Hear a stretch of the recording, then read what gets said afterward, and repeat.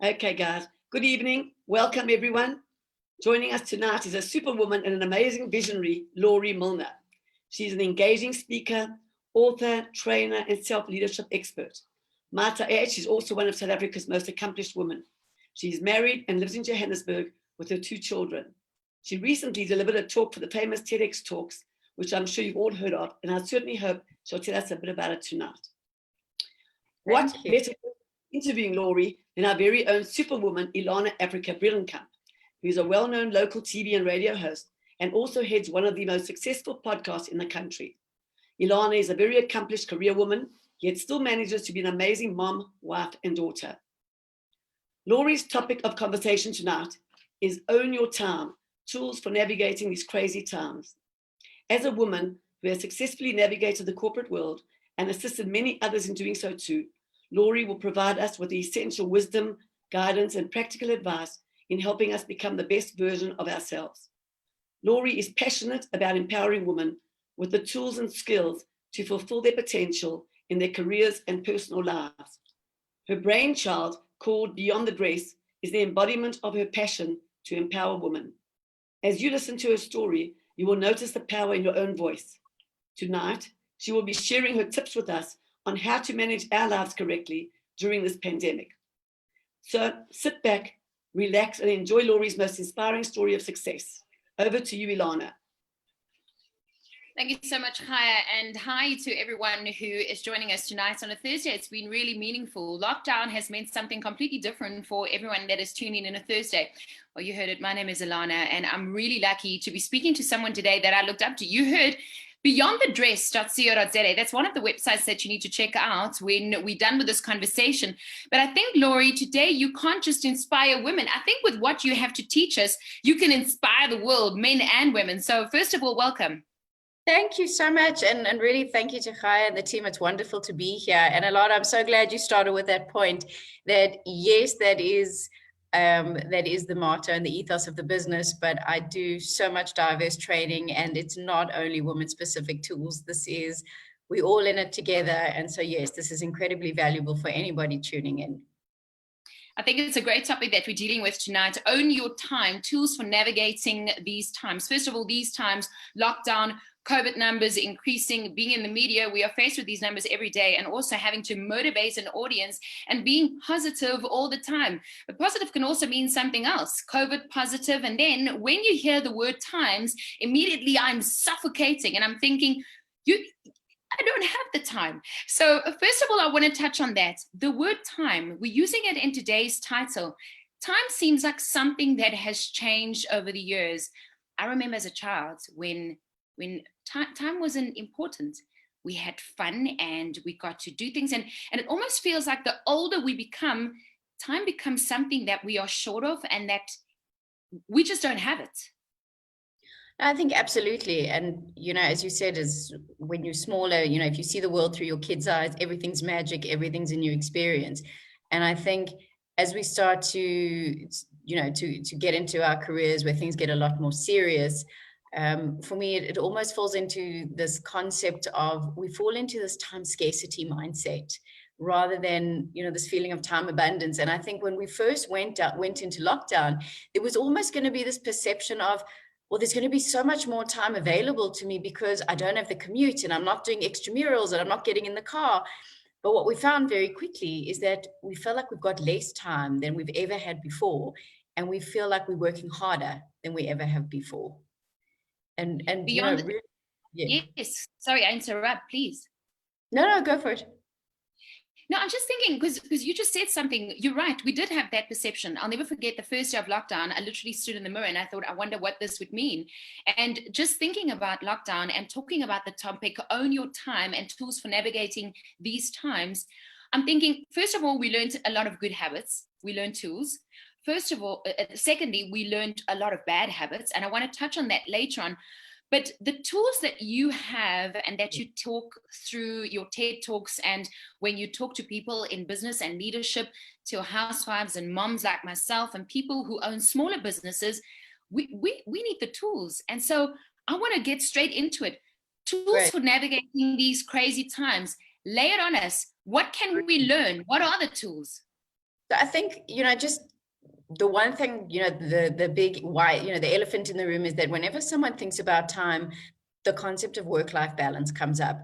And for me, even if you think to the beginning of the year, how did we start the year? And we started the year saying, oh, I wish I could find the balance. And that was when work and life was still geographically separated. And now we find ourselves in a space where everything's all in one place. And, the good news, and to bust the myth, is that balance never existed. And we talk about a new normal, but it's still very new, and there's nothing normal about it. And so we need new tools to navigate this new way of being. And for me, there's 3 really specific tools that can help you start to make sense of this, because I think we can see there's no visibility on when this is going to end. Number 1 is set a quitting time. Because work and life are sitting in one place, if we don't consciously make a decision, this is the time that my workday starts and this is the time that my workday ends, we get into this ongoing spiral of it's 9 o'clock at night and you're still checking mails and you're still logging in, and there's this, this anxiety of, well, what if I missed something? What if something came through and I didn't check it? And you need to be really deliberate to say, okay, choose what time it is that works for you. If it's 5 o'clock, 6 o'clock, put a number on it, but then give yourself permission to say, okay, whatever I don't get done today, I'm going to do tomorrow. You need to allow yourself some recovery time. Otherwise, you are going to start getting into that burnout stage. Number 2 is manage your environment. Because if we don't manage the environment, it's going to manage us. And, for some of us, there's different spaces available in our homes. We've got a designated place where, there's the dining room, there's an office, or this, this room becomes something else. And for some of us, it's everything in one. And to manage your environment, to set yourself up for success. So number 1 is manage your distractions. And as soon as you sit down and you focused and you go, right, this morning I've got to get this presentation done, turn off the alerts, turn off the social media, mute your chats. I mean, how many chats have you got sitting on your phone? There's the school chat and the family chat and this chat, and it goes off all day. And if every single time we've got this stop-start, that's why we feel like we're getting nothing done. And make sure that we're not reacting to other people's urgencies. Rather, be deliberate. This is what I need to get done. Then check into the email, then check into the social. So manage those distractions really carefully. And then again, set up the environment for success. If we are finding it, if leaving the house is we can't do that, then what are you doing from a health perspective? So if you're wanting to get a little bit more healthy during this time, what's sitting in front of you? Do you have is there a jug of water? There's some healthy snacks? Or is it 3 o'clock before you've got up from your chair? Now you're reaching for the first sugary thing you can find to pick you up. So it's being really mindful about what are you doing to construct the environment to set you up for success. And the last tool, which I think is really, really important, is plan your week before you are in it. So take a Friday afternoon before Shabbos, take a Sunday and literally sit down with your calendar and go, okay, what do I need? What's happening next week? But then do it with a different spin and first map out where your time cannot go. So, for those of you with kids, if there's activities, if there's homework, if there's homeschooling, if there's team meetings, whatever those things that have to be in the diary, jot those down first. Now you can look at your week with a very clear bird's eye view of, okay, these are the realistic gaps available to me. What do I need to get done? Because, and why that helps is that if you planned on Monday morning at 10 getting something done and a distraction or an emergency comes up, at the back of your mind, okay, but I know that Wednesday afternoon there's a slot there or there's a gap here, and you don't fall into that panic of when am I going to get this done. So those have been some really helpful tools in terms of navigating time and headspace.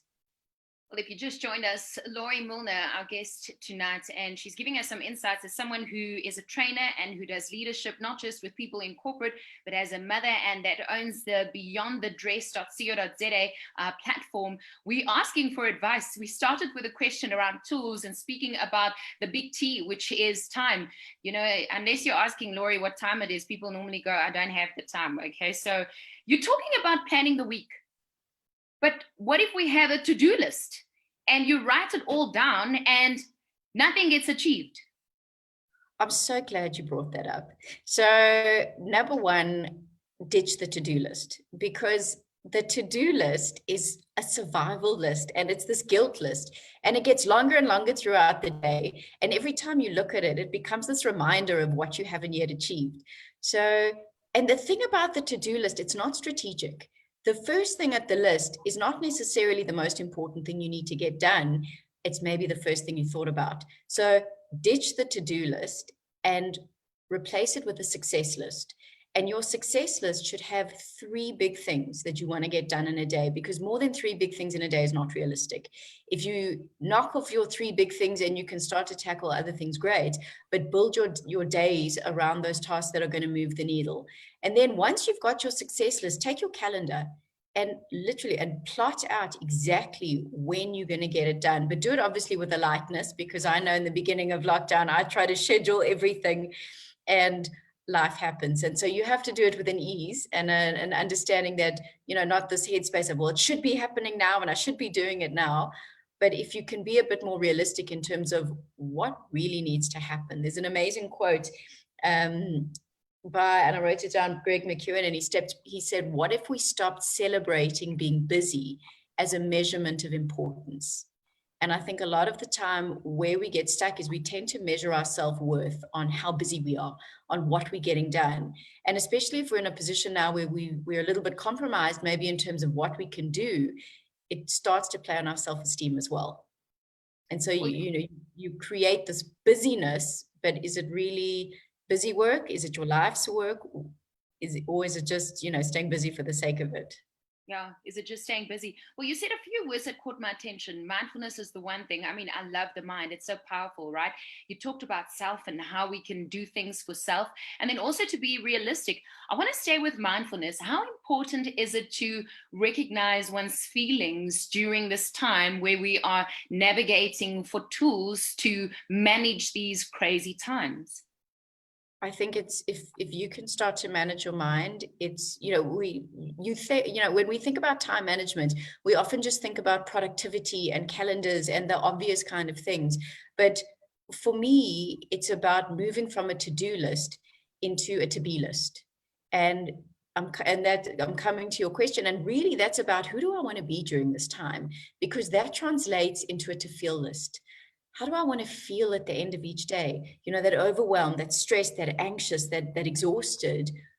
Or do I want to feel energized and content and grateful?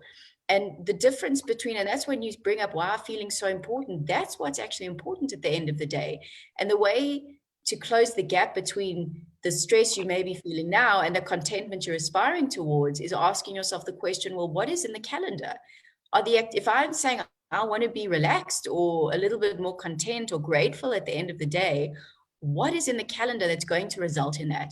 So if you could create, and Alana, you said just now, we all feel like we don't have time. But the question I want to put to everybody is to say, do you think you could find 15 minutes in a day?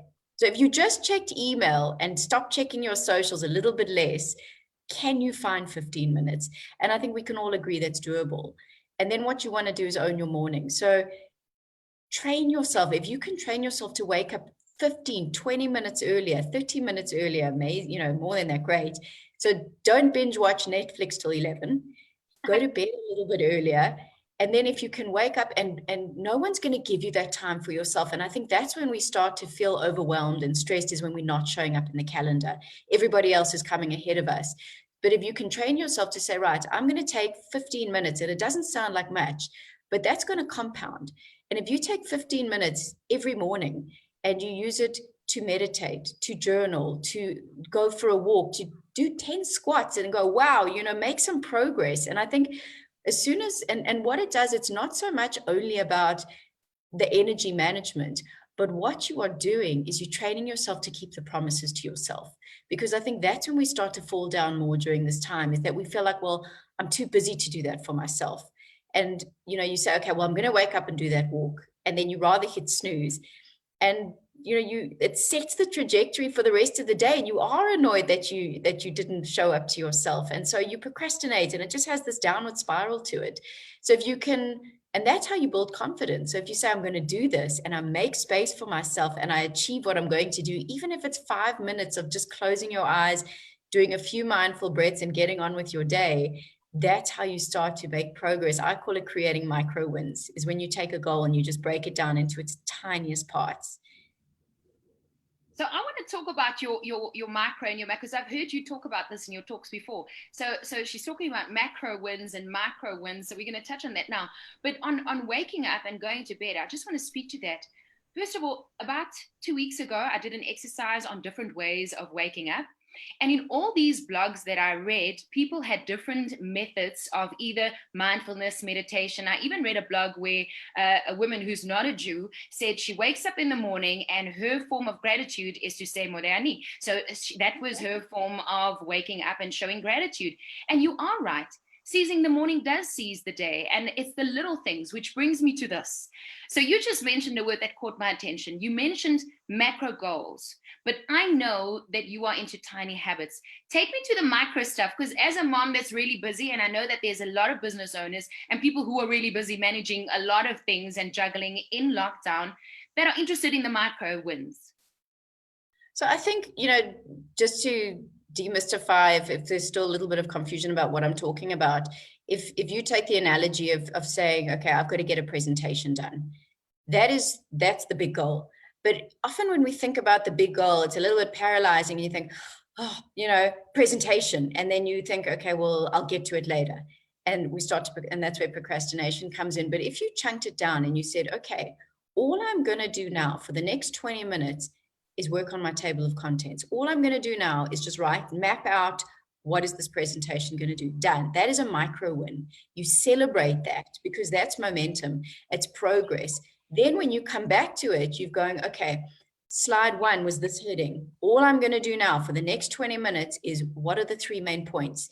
And as you slowly start to work through it, that's a micro win. That's a micro win. If you want to get into an exercise habit and you haven't trained in ages, go walk around your garden, go walk around the block for 10 minutes. That's a micro win. And do that again. And then you slowly start to build momentum. And I think instead of seeing the big picture, because again, that can be really daunting and overwhelming, if you can make it really tiny steps. There's a professor at Stanford called BJ Fogg, and he speaks about this concept of tiny habits. And he says, if you want to get into the habit of flossing, floss 1 tooth. It sounds ridiculous, because of course you're not just going to floss 1 tooth, but by telling yourself that you're going to do it. And he says, so what we want to do is, the thing is, I think during this time, I spoke about a to-be list, and it's setting your intention. And it's really about saying, who do I want to be during this time? How do I want to show up? How do I want my family to remember this time? How do I want my clients to remember me during this time? And that starts to inform the decisions and the actions you're going to take every day. And sometimes it's about recognizing, okay, well, we spoke about new ways of doing things, new tools. Equally, are there habits that I'm doing now that are just no longer serving me, that I need to let go of? Because a habit only sticks when it becomes part of your identity. Because it's about saying, okay, well, I want to be a healthy person. I want to show up in this kind of a way. And so you're going to have to start to let go of outgrow old habits and take on new ones. And the easiest way to take on new habits is to link it to something existing. So you could say, after I make my cup of coffee in the morning, I'm going to think of 3 things I'm grateful for. So again, BJ Fogg, he has something called the Maui habit. And he says, after I put my feet on the floor, when I wake up and they hit the floor, I'm going to tell myself today's going to be a great day. And he says, even if you don't really believe it, you're setting a trajectory. Imagine the opposite, waking up and going, another day in lockdown. How am I going to get through this? And the more that, and just to tie the loop on the question you asked me about how important is it to manage your feelings, incredibly important, because it's the story you're telling yourself. And we're all going to find ourselves, I think, we go through these cycles where it feels like, I've got lockdown. I've got a routine. It's making sense. And then something happens, or you just feel like, now what? You're back to the beginning, or it's just not as, it's challenging. And it comes with different experiences every day. And as soon as you can recognize a negative thought, and as soon as you can recognize that inner critic, and what you want to do is move that focus immediately. And the simplest way to do it is with a question. So if you find yourself going, why does this always happen to me? Why do I self-sabotage? Why can't I get this done? Ask a better question, and rather, what is this here to teach me? how can I better connect to my family today? How can I add value to my clients today? And this, we're all going to have these days of this anxiety, and I'm not talking about chronic anxiety, but those looping thoughts and the what ifs.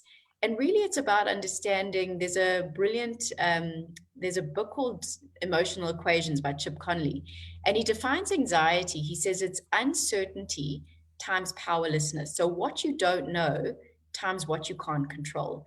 And anxiety hits A-type, high-functioning, highly successful people because there's this desire to control our world. And I know when anxiety hits me, it's either telling me my desire, I'm either too future focused or I'm trying to control too much. And really what you want to do is create this anxiety audit and say, what do I know? What don't I know? What's in my influence and what I can't control? And it really is just coming down to the thing and saying, well, if it's out of my control, we know we can't control people's reactions, but maybe you can plan ahead for the conversation. Maybe you can think what you want to say. Maybe from a business perspective, there's certain areas, whether, for example, you're in a restaurant or there's certain industries that really are affected. But then what can you control? Can you work on your personal brand? Can you work on the business? How can you add value to your customers? What can you do? Is it newsletters? Can you create videos? How do you think out the box to pivot? And instead of focusing on what we have zero control over, moving to a place where you can go, okay, well, this is what I can do. And sometimes there's going to be moments where literally all you can control is your breath in the moment. I love that. Wow. Sometimes all you can control is your breath in the moment. If you just tuned in, we're speaking to Laurie Milner and we are having a chat about own your time, tools for navigating these literally crazy times. You've said so much that is so powerful, and I want to stay with this. You talked about habits and things that one can do. How important is consistency? So now I've tried one of the micro habits and I want to run a race, but I've done 5 push-ups and I've only done it for 2 days. I mean, how important is consistency in order to actually be in control? That's such a great question. So consistency is incredibly important for 2 reasons. I think number one, we don't have, we talk about disposable income, but we don't have a lot of disposable time. And if you are saying literally, okay, I can scrape 15 minutes, but if consistently 3, 4, 5 times a week, you're doing something with that 15 minutes and you're building on that, it's going to compound. So number one, that's really important. Number two is the more consistent you are, the more it becomes a habit.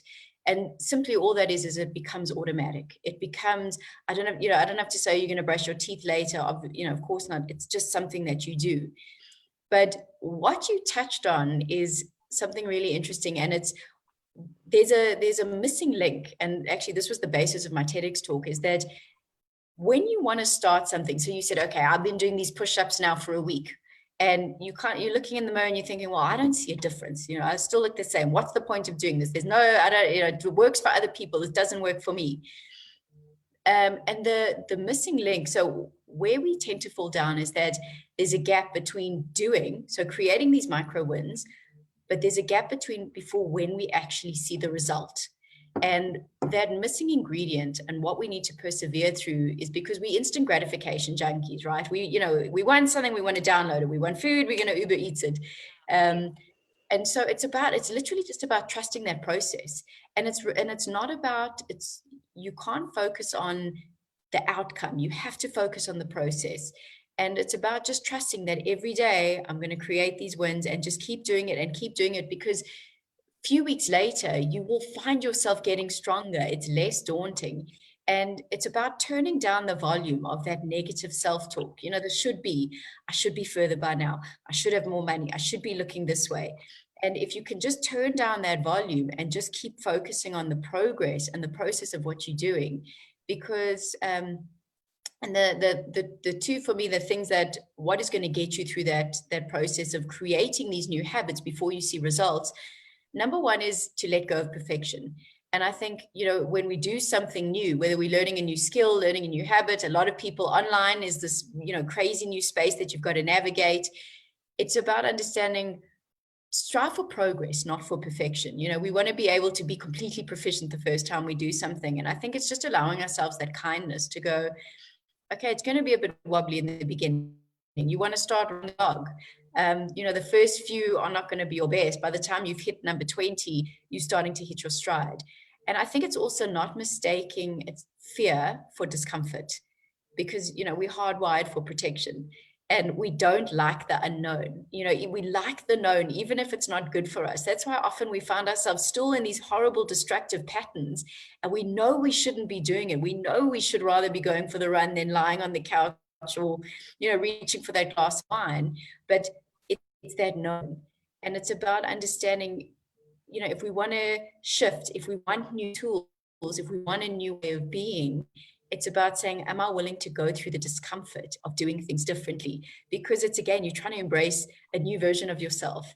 And it's, use fear as the compass. So if something is giving you, that, I don't know if I can do this, it's actually, that's the path towards growth. And it means you're doing something to move beyond the comfort zone. And you want to move from, I always say, get out of your comfort zone and move into the comfort zone. Wow. Well, you're definitely giving us tools tonight and a lot to think about. Well, speaking about tools, I thought today, which other words rhymes with tools? And the only things I could come up was trapped and tedious and terror and tacky. This seems really hard. So what if someone's listening tonight and they're thinking that this is really tough to do? Because Laurie, you're inspirational and it seems like it's easy to do, but you are going to have to go through some, I guess, teething problems in order to get on top of it, right? Yeah, and I think, and I'm glad you brought that up, because there are days where a micro win is going to be, I had a shower today and I got dressed. There are days where sometimes you're going to feel so incredibly low that is probably a win for you that day. Maybe the whole week you haven't been able to get out of bed, or you felt really low. And if that's something that's moved you from where you were, that I had a shower and I got dressed and I turned my camera on today when I went onto my talks, that could be an incredible micro win for you. It's not about having to go and rework and these big goals. It can be the smallest things that's going to move the needle for you. And I think in terms of, I think, again, we feel overwhelmed. For me, there's a few factors. I think number one, when we feel like we cannot control anything. So if you can start putting yourself back into that calendar and find something that you can do to energize yourself, because no one is going to energize you. No one else who can build you up from the inside. And the only way that you can do that is coming from yourself and doing something nice for yourself. It's daily acts of kindness. Can you create this unconditional friendliness towards yourself? Because I think we tend to be incredibly harsh on ourselves, especially during this time. And I think also chunk things down. We get into overwhelm because it feels, we tend to look at the huge goal instead of going, okay, that's what procrastination is. It's actually a stress management tool, because we're spending all our days worried about our finances, about our families, about being, isolated from each other. Now you're going to sit down and work on this proposal or work on this quote or this daunting task. And the prefrontal cortex, which is the part of the brain responsible for big decision making, goes, but I've been thinking about mom all day. Let's watch cat videos. And so you go, okay. And an hour goes by or 2 hours goes by. And then you're like, I haven't been doing this thing. I didn't work on the thing. And again, we start bashing ourselves. So it really is about, okay, forgive yourself. The stress is never going to go away. We've always been stressed and we are always going to continue to be stressed. That's not going to change. What's our response to it? And so what we want to do is create a starting ritual. And it's literally just sitting down and going, okay, for 5 minutes, I'm just going to work on what I need to do. And if you can just do that, and also another way of reframing your day is maybe you have an intention of saying, this is healthy week for me. From Monday, this is the new version of me. And, you get stressed and you reach for the donut. Instead of going, oh, well, I may as well just toss today and I'll start again tomorrow. See your day in micro choices. So don't toss the whole day. See it in chunks and go, okay, right, I forgive myself. I'm going to make sure that the next decision is going to be a good one. Maybe the first quarter of the day wasn't my best, but I've got 3 more chunks that I can start to make better decisions. And I think if you can just also be aware of your triggers. it can be an emotional trigger, it can be a time of day, it can be a location. And if you think, okay, well, when I'm really stressed, I'm reaching for food, I'm reaching for Netflix, I'm reaching for a glass of wine. Okay, be aware of that and go, okay, so what would it look like if I did this differently? Or if you keep promising yourself at 5 o'clock, I'm going to go around the block, but you're too exhausted, go, okay, what if I did it at 1 o'clock in the afternoon? What would that look like? And, if you see this, you want to be the architect of your environment, not the victim. So what can you be doing to set yourself up? So can you leave your running shoes or leave a book on your bed? So when you get to sleep at night, you're not sitting on your phone scrolling through your emails. You've left the book there. Oh, there's my trigger. Okay, I'm going to do that differently tonight.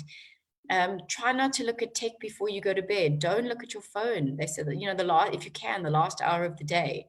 Give yourself an energy management. Sleep is so incredibly important. So if you can start protecting your energy, building your energy, that's going to give you what you need to start getting through your days as well. Well, you just said it, because earlier this week I read a meme that said, be kind to yourself.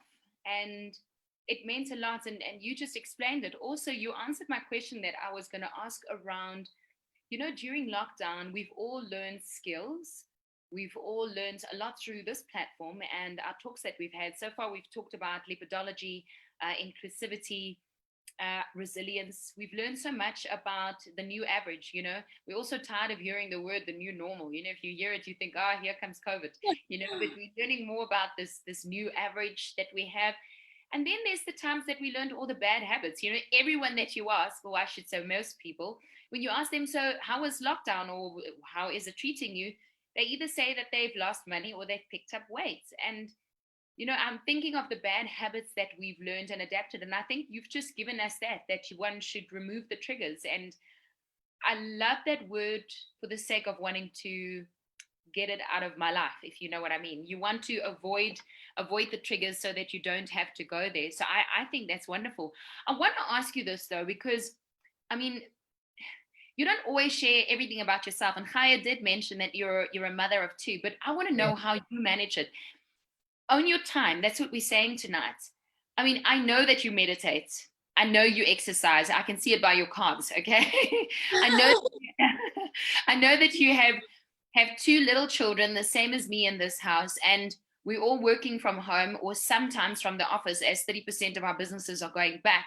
How are you doing it? Like literally from the morning until the afternoon and the evening, while my kids are in the bath and yours are also in the other room. How are you managing it? So I think, actually, I wrote an article. So I write a weekly newsletter, and I wrote an article this last week, and it was called, and I'm coming to your question now, and it was called How to Cultivate the Holiday Mindset from Home. Because we were supposed to be in Italy in June. We're, from January, we'd had this trip planned and we were going for a cousin's wedding. And clearly that didn't happen. And I wrote that what I realized, what I was so disappointed about, it wasn't about the trip. It was what it represented for me. And it's, that's why we want to get away. It's that, I can relax and the mornings can unfold and there's no routine. But you can't, and what I wrote is that I was actually so grateful that trip never happened, because it taught me how to cultivate that now. Because I can't wait for, when the break comes, then I'll be able to relax. When the break comes, then I'll be able to give myself a breather. And to be very honest, it probably took me about 13 weeks to get to the point of lockdown where I came to peace with it. Because in the beginning, I thought, also I love to control. Here's the kids' schedule, and here's my schedule, and this is the way it's going to roll, and it's going to be brilliant. And 2-3 days in, you're going, but you should be doing this, and it shouldn't be happening like that. And then very quickly you have to go, okay, chuck that out the window, and it's very much, it's getting to that place of acceptance and getting to that place of non-resistance, of going, okay, this is what it is. And so I thought, actually, this is, the way, I normally, before lockdown, I was in the gym at 5, I was home by 7, getting them in the car, getting them to school. So it's rush. And I've stuck to the same schedule. So I'm waking up around, my alarm's set for 5. I often wake up around 4:45. And I make sure that first hour of the day is for me. 5 to 6 is my complete power hour that I I meditate, I do yoga. And for me, it's about connecting to myself that first hour of the day. And it's about setting an intention, and then I journal. So I will, and most of the time, depending what time my daughter decides to wake up, normally it's around 10 to 6, sometimes it's 5:30, and I don't get all of it. But it's really important to me to set my intention for the day. What do I want to get done? Who do I want to be? What am I reminding myself of? Who, what are the goals I'm working towards? If I'm working on a presentation, what do they need to hear? And I'll just try to flesh through a lot of, and why that's so powerful for me is that I live in my head. And if I can get my thoughts out of my head and onto the page, it allows me to get out of my own way. And, oh, I'm feeling this way. Why did that happen? And I can work through my day a lot better. I will then come into, we've got a cottage at the back. I'll come into the back from 6:30 till 8. And that is my writing time. Or if I'm working, whatever that work is, mainly it's writing. And then when I come back inside, I'm on, we switch to homeschool mode, and it's, getting them on Zoom lessons. And I think I look for pockets of time in the day. So I plan with a lightness, and I'm very intentional. I know exactly what I need to get done. And I look for pockets of time. So if they're on a lesson, I know that I'm going to get this done. And I think I've also realized that you can be incredibly productive in 25-minute gaps when you know what needs to happen. Yeah. And I think the more that I'll percolate on things. So if I'm doing a talk coming up, I'll think about it and I'll start making notes. And I'll kind of slowly work on something. So by the time I get there, I'm not sitting with lastminute.com. I don't watch TV, which probably helps me a lot. And I read. And I find pockets of time. So when I'm doing my exercise, I'm not listening to music, I'm listening to an audiobook, or I'm listening to a podcast. So I'm also trying to inspire myself, get new knowledge. I'll, depending what I'm doing, I'll, plug into a new, maybe a new field. I'm doing a course, I'm doing a training program. So I think I'm just trying to pair up as much as I can. But really I've had to get to the point of going, this is who I need to be at this stage. This is going to change. This is not permanent. And when they go back, I am going to get more time. I am going to free myself up to get a lot more things done. And just try and, when you can flow with the day, and when you can stop resisting what is, and just make sure that you're doing the best you can. Because I think as moms, as parents, whoever's in, we are the diffusers of the house. And if your energy is positive, and if your energy is light, it's going to filter throughout the house. If you are anxious, if you are stressed, and I've seen it, you fall into a stress, you fall into a funk, and instantly the kids are fighting, and then, you can pick up the energy changes. So I think it's really being aware that it's not only you managing yourself, but by you taking time for self-care, making sure you're making progress, no matter how small. And the last part is acknowledging the wins. So if you do that 10-minute walk, if you do that 5 minutes of whatever it is, acknowledge it, because that's how you lock it in. It's that giving yourself that dopamine hit of, wow, well done, you did that, because we don't acknowledge our wins.